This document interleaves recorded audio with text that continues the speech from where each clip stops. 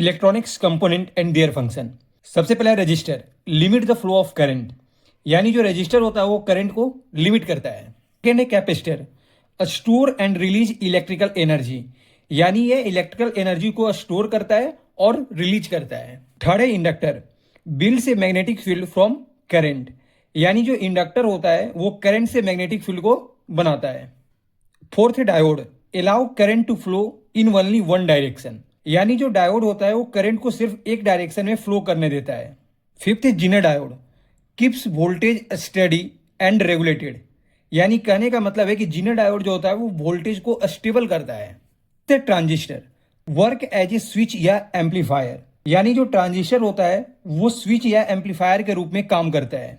MOSFET, control large current with A small signal, यानी जो MOSFET होता है वो छोटी सिग्नल से बड़ा करंट कंट्रोल करता है।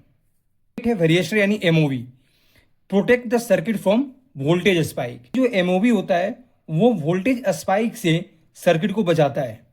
नाइन्थ है thermistor, change resistance with temperature, यानी जो थर्मिस्टर होता है वो टेम्परेचर के साथ अपना रेजिस्टेंस को बदलता है।